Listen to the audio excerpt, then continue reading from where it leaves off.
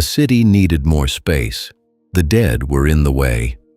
In the late 1800s, growing American cities faced a choice that still feels unsettling: keep expanding outward or move the cemeteries that stood in the path of progress. Streets, rail lines, homes, and business districts pressed against burial grounds that had once sat quietly at the edge of town. What happens when land for the living becomes more valuable than space for the dead? If you're interested in how everyday systems quietly shape modern life, this channel explores them. At first glance, the decision may seem cold, but city leaders did not frame it as disrespect. They framed it as necessity. Chicago's population exploded after the Civil War. San Francisco grew rapidly during and after the gold rush. Between the 1870s and early 1900s, both cities transformed from regional centers into dense urban hubs. Land near the core became scarce. Property values climbed.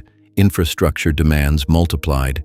Cemeteries, often placed just outside early city limits, suddenly sat inside prime urban districts. Why were they there to begin with? In the early 19th century, burial grounds were intentionally placed away from crowded streets.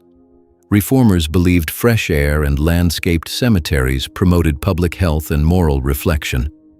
These rural cemeteries were designed as peaceful parks. Over time, though, cities expanded faster than planners expected. The quiet edges became busy centers. By the 1890s, Chicago faced mounting pressure. Industrial growth drew workers from across the country and from overseas. Housing shortages became serious. Transportation systems needed room to expand. Rail corridors, warehouses, factories, and new neighborhoods competed for land. Large cemetery tracts occupied acres that developers viewed as underused. San Francisco experienced similar strain. Its early burial grounds, including several clustered near what is now the Richmond district, covered vast stretches of valuable coastal land. As the city rebuilt after the 1906 earthquake and fire, urban planners rethought land priorities. The question was no longer whether expansion would happen, it was where. City officials began to present relocation as practical and rational, but economics alone rarely persuades the public when graves are involved. So another argument emerged: public health. During the 19th century, fear of disease shaped urban policy. Cholera outbreaks, tuberculosis, and other epidemics haunted crowded neighborhoods. Many Americans believed that decomposing bodies released harmful vapors known as miasma, which could spread illness. Though germ theory gained acceptance toward the late 1800s, older fears lingered in public opinion. Cemeteries were increasingly portrayed as health risks. Was that scientifically accurate at the time? The evidence was mixed. By the early 20th century, medical experts understood that properly buried bodies did not pose the kind of airborne threat many feared. Still, officials argued that crowded graves, poor drainage, or neglected burial grounds might contaminate nearby water supplies. Public health language made relocation sound protective rather than profitable. Behind the scenes, however, financial incentives were powerful. Urban land values in Chicago rose sharply as the city industrialized. Developers recognized that centrally located cemetery land could be transformed into housing subdivisions, parks, or commercial districts. In San Francisco, some burial grounds occupied land that offered sweeping ocean views, exactly the kind of property that attracted investors. Relocation laws followed. In 1901, San Francisco passed an ordinance prohibiting new burials within city limits. Over the next decades, remains were gradually moved to Colma, a small town south of the city that became known for its concentration of cemeteries. Chicago saw similar patterns. Several burial grounds were cleared, and remains were transferred to larger cemeteries farther from the dense urban core. The process was slow and complicated. Families were notified and given opportunities to claim and relocate remains. In many cases, especially for older graves, relatives could not be found. Some bodies were moved to mass graves, others were transferred with minimal ceremony. What does it mean when relocation becomes administrative routine? Supporters argued the change reflected modernization. Cities needed order, sanitation, and efficient land use. They pointed out that urban populations depended on housing and jobs. Leaving large tracts reserved for burial inside dense areas, they said, restricted growth and raised costs for the living. Critics saw something else. Religious leaders, cultural groups, and some families worried about dignity. Burial sites were not simply real estate, they were sacred ground. Moving them disrupted traditions and erased visible links to earlier generations. Even when relocations were handled legally, emotional harm lingered. By the 1910s and 1920s, relocation had become normalized policy in several major cities. Cemeteries were consolidated on the outskirts. Urban cores were reshaped for commerce and residence. The land once marked by headstones began to disappear beneath streets and buildings. Yet the transformation was not only physical, it changed how Americans thought about death in cities.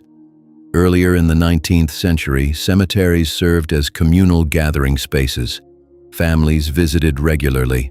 Landscaped grounds functioned almost like public parks. After relocation, burial sites moved farther from daily life. They became destinations rather than neighborhood features. Death was pushed outward, less visible within the city's center. That shift had social consequences. When burial grounds left urban neighborhoods, so did routine encounters with memory. Children no longer walked past headstones on their way to school. Workers no longer saw reminders of earlier generations during daily errands. Over time, urban culture became more separated from visible markers of mortality. Was this separation intentional, or simply a byproduct of land economics? The official records emphasize sanitation, zoning, and development, but incentives mattered. As property tax systems matured, cities increasingly depended on taxable land. Cemeteries often paid limited or no property taxes. Converting burial grounds into taxable housing or commercial property strengthened municipal budgets. This financial layer rarely appeared in public speeches, yet it shaped outcomes. In Chicago, some former cemetery land eventually became parks or residential neighborhoods. In San Francisco, areas once filled with graves transformed into housing developments and institutions. Residents walking these streets today may not realize what lies beneath the surface history of the land. And that raises another question. How does a city remember what it has built over? At first, relocation seemed like a closed chapter. Once remains were moved and land redeveloped, attention shifted elsewhere. Urban growth continued. New infrastructure projects reshaped city landscapes again and again. But beneath the policies and ordinances, the decisions carried forward. They influenced zoning norms. They established precedent for how cities balance economic growth with cultural respect. They quietly shaped how urban America defines space for memory. The early justification centered on health and progress. Yet over time, the meaning of those choices grew more complex. Before we move further, consider this. If a city can relocate thousands of graves in the name of development, what limits exist when economic pressure increases? The first phase of cemetery relocation shows us the mechanics. Laws passed, remains transferred, land reused. It explains how officials framed the issue and how cities carried out the policy. But it does not fully explain the deeper turning point that followed. Because once cemeteries moved outward, something else shifted inside the city itself. The decision did more than free land. It redefined what counted as valuable space. When burial grounds were part of everyday neighborhoods, they acted as long-term anchors. A cemetery signaled permanence. Generations rested in one place. Families returned year after year. That stability quietly resisted rapid change. When cities removed cemeteries from central districts, they removed one of the few land uses designed to last indefinitely. In their place came flexible, revenue-generating development.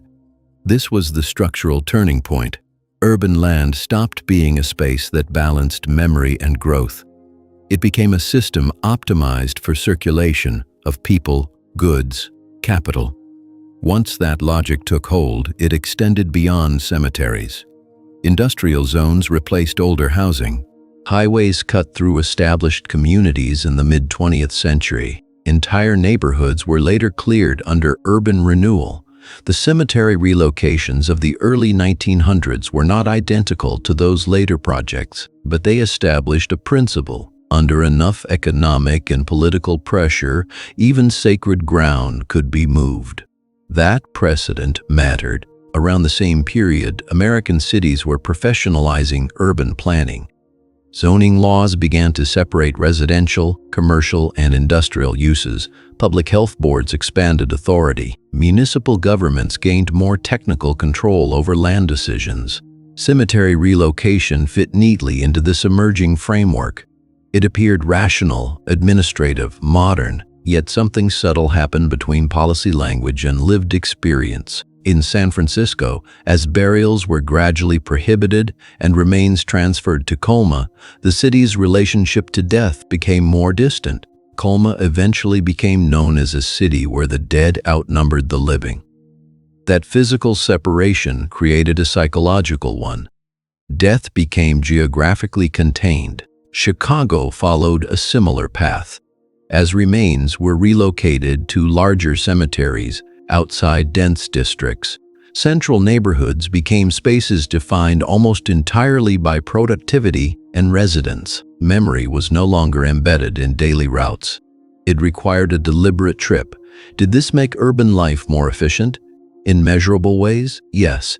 Housing supply expanded, property tax bases grew, infrastructure projects advanced with fewer constraints, city budgets stabilized through broader taxable land. But efficiency carries trade-offs. When burial grounds disappear from view, public rituals change. Mourning becomes more private. Community remembrance loses some of its shared physical setting. Over decades, the city center becomes a place for the present and the future, rarely the past. The relocation debates were not only about health or land scarcity. They were also about whose history remained visible in valuable spaces. Many older cemeteries included graves of immigrants and working-class residents, laborers, marginalized communities, people whose descendants sometimes lacked political power to resist relocation. Wealthier families could afford private plots in prestigious, newly developed cemeteries outside the city core. So while relocation was presented as neutral modernization, its impact was uneven. Which histories stayed marked and which faded quietly? In some cases, relocation was conducted respectfully, with documentation and ceremony. In others, records were incomplete. Headstones were lost, graves became difficult to trace. Over time, public awareness dimmed. The physical removal of cemeteries also influenced real estate psychology. Developers marketed former burial land as opportunity clean, open, ready for transformation. Rarely did advertising emphasize what had stood there before. Silence became part of the redevelopment process. Yet traces remain. Occasionally, construction projects uncover forgotten remains. Archival maps reveal former cemetery boundaries beneath modern streets.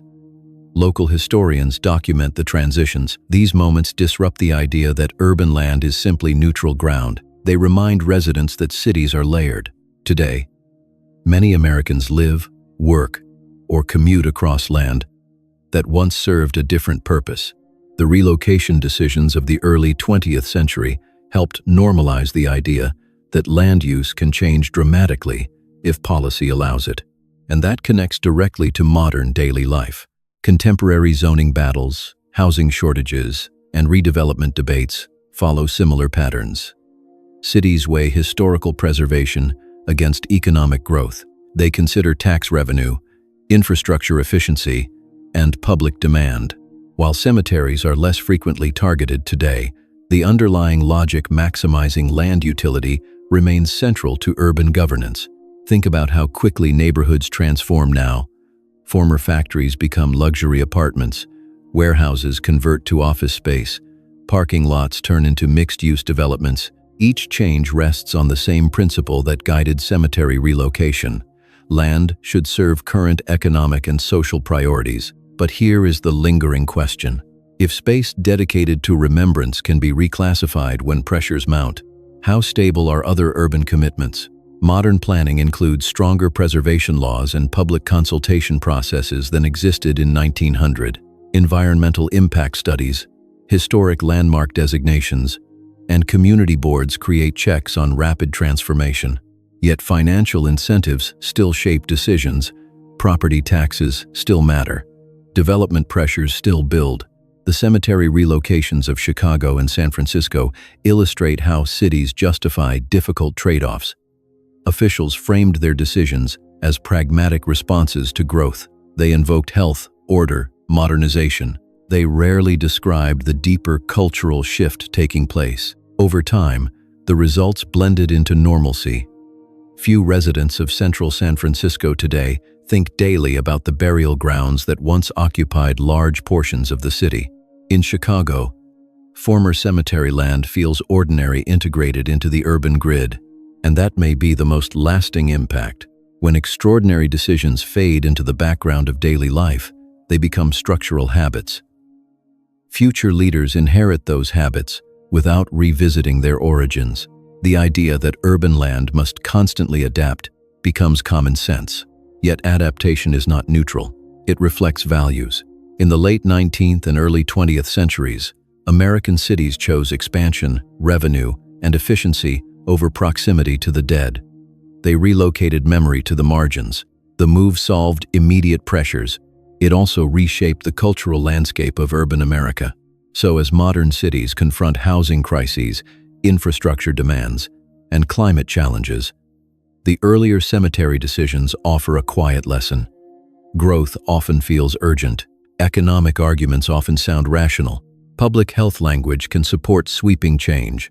But beneath those layers lies a deeper question about what a city chooses to keep visible. Urban space tells a story about priorities. Once, that story included burial grounds woven into daily routes. Now, in many places, remembrance sits outside the central frame.